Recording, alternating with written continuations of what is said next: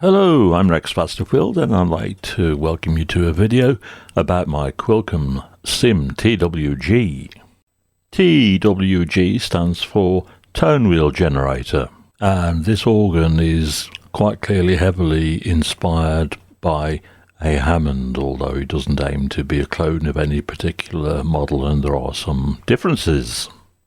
The introduction slideshow featured some of the presets to give you an idea of the range of possibilities. So first of all, I'll talk about the heart of the synthesizer, which is really the drawbar section, which forms an additive synthesizer. I've copied the Hammond system because I think people are most familiar with that, but there's a lot of information in the background info folder if you're not familiar with it. So you use these drawbars to set the harmonic content.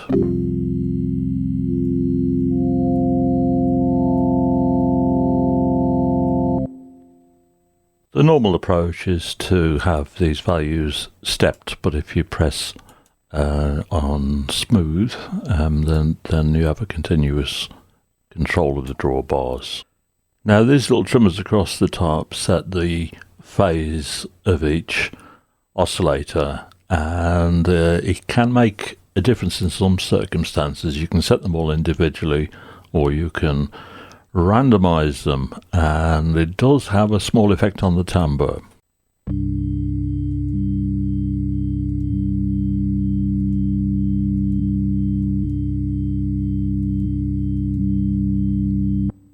And you press the 0 button to return them all to 0 phase.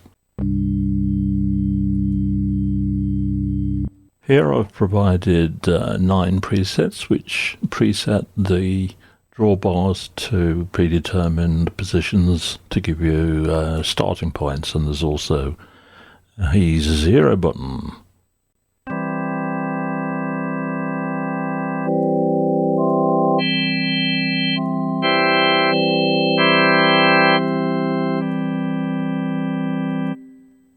Now, to maybe make life a bit easier for you, I've provided 2 macro knobs, and here let's assign these to macro 1.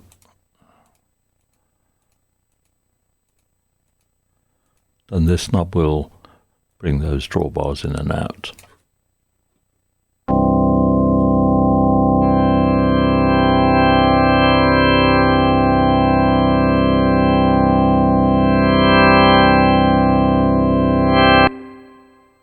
And you can clear those macro assignments with one click on the off button. Thus, Keith Emerson modified his L100 so he could turn the motor on and off and keep the amplification running. So if you want to be like Keith, you can use the motor on off or pitch bend.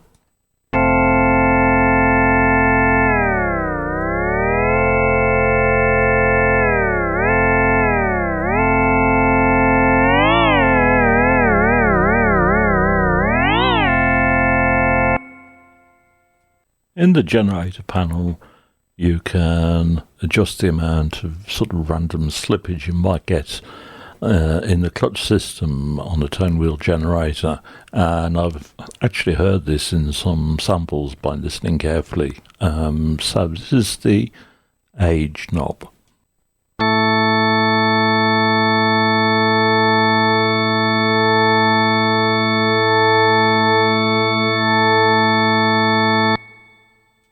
The pickup gap knob is a macro for simulating moving the pickups closer to or further away from the tone wheels, and this will, when they're very close, this will cause a slight non-linearity to the sound, as well as changing the volume.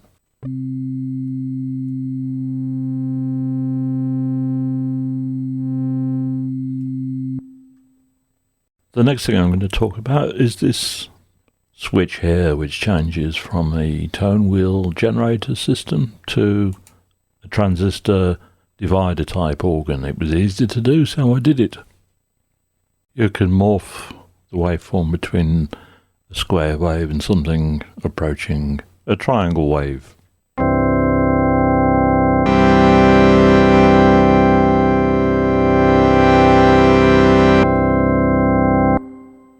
So while we've got the generator set to transistor on a square wave, I'll talk about this Hammond button. A Hammond tone wheel system isn't completely exactly equal temperament, so I'll provide two tuning temperaments. One is Hammond and the other is equal temperament. And if you listen carefully to the beating, you'll hear the difference between proper equal temperament and Hammond temperament, as I've called it.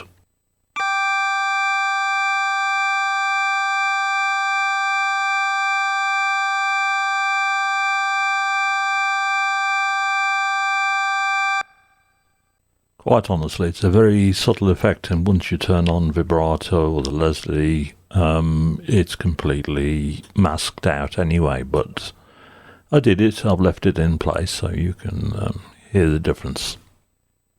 Leakage is when you hear more tones than you expected, and it can be due to capacitive effects between cables, or it can actually be adjacent tone wheel pickups from the tone wheel generator.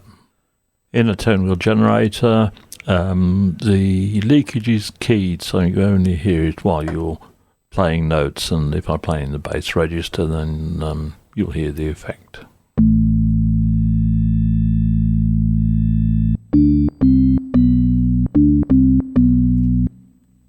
A Hammond organ has very low impedance in the audio path, so you don't hear the so-called beehive sound, but some organs do exhibit it due to the proximity of cables and so on, so this is a fixed background noise that you can adjust the level of with the beehive knob.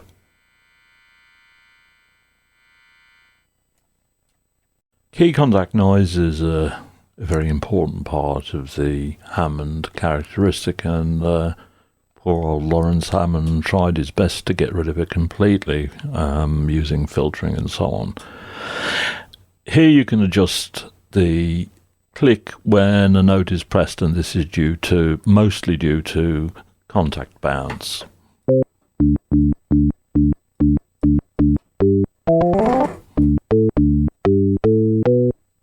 The click when you release a note has a different cause. It's not due to contact bounce because you're releasing it. It's a click that happens and seems to be fairly random because it depends on where in the waveform cycle the note is actually released. And here you can set the level of that off click.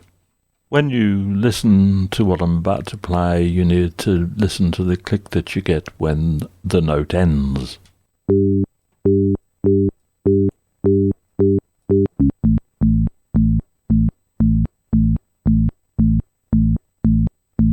The click cut knob introduces a low pass filter which kind of simulates what Lawrence Hammond was trying to achieve to reduce the clicks.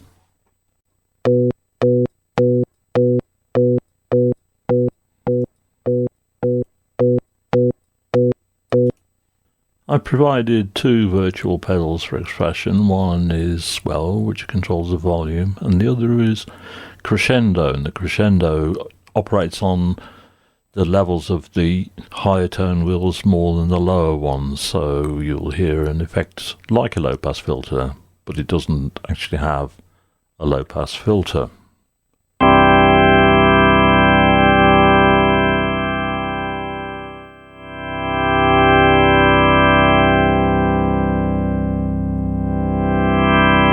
So I find number 1 for the mod wheel, and both of them, then they will both work together from the mod wheel or any other CC that you wish to use.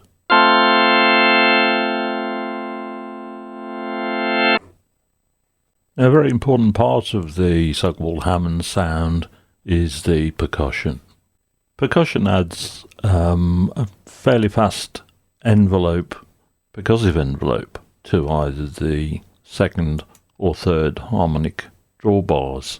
You turn it on there, and let's select the third harmonic, and you can set the amount of that percussive envelope.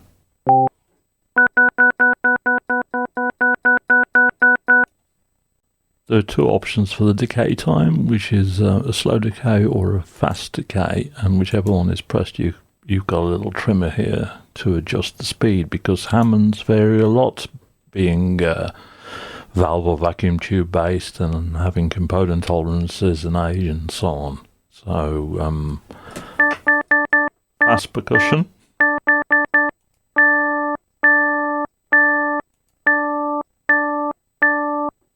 On a Hammond, only the first note will register a percussive sound, so if you play a staggered chord, you'll only hear it on the first note.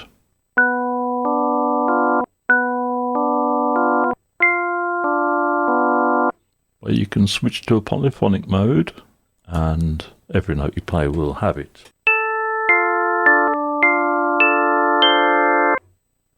On a Hammond, the 1 foot drawbar is silenced because that element of the key switch arrangement controls the percussion, and that's so you don't hear the 1 foot percussion unless you turn percussion off. But this switch here, the 1 foot switch, enables you to still hear the 1 foot drawbar. Some Hammonds were equipped with an electromechanical vibrato scanner, which operates on a very clever principle, which I've simulated. If you want to find out more about that, have a look in the background folder. So turn on vibrato with that switch there, and then you've got the option of adding chorus to it, which blends the dry and the wet signal, and the line setting gives you the vibrato 1, 2 and 3 options that you get on a real organ.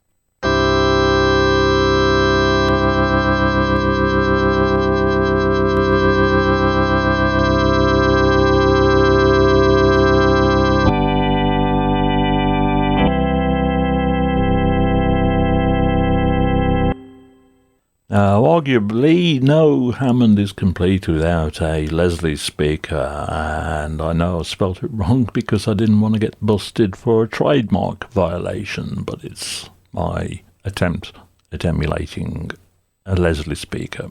So to hear the Leslie, we need to turn it on, and then the sound itself is released when we release the brake.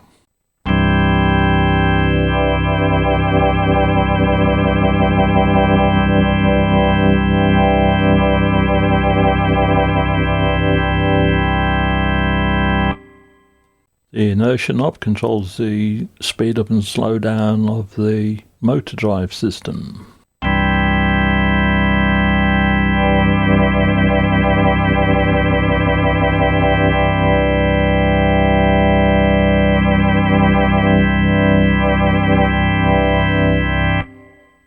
The first half of the drive knob introduces saturation into the signal, and the second half overdrives it into distortion.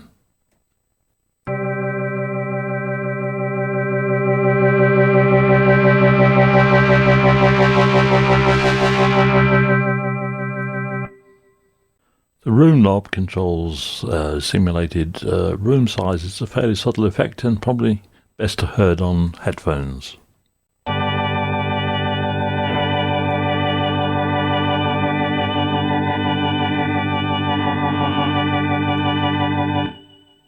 Some Hammonds were provided with a spring reverb tank, and this could either be inside the organ console or inside the Leslie speaker. So I provided a simulated algorithmic spring reverb. The dry wet knob does what you would expect, mixes between the dry signal and the wet signal.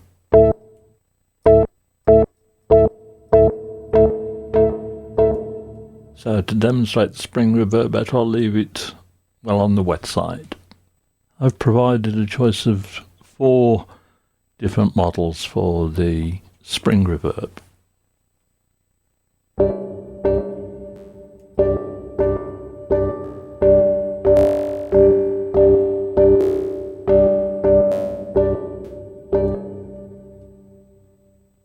The pickup knob controls the nonlinearity and the resonance of the pickup system in the spring reverb.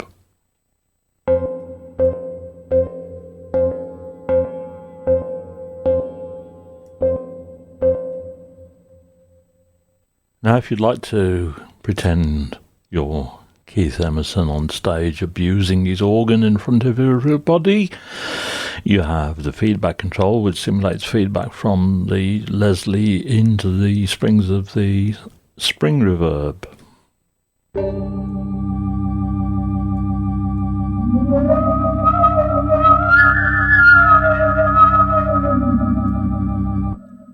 And you also have the tilt control, because he used to like to rock his organ and drop it.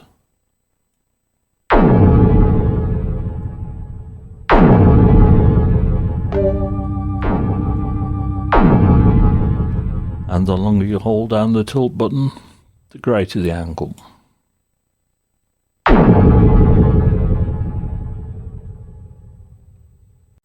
So that's my attempt at simulating a tone wheel generator organ.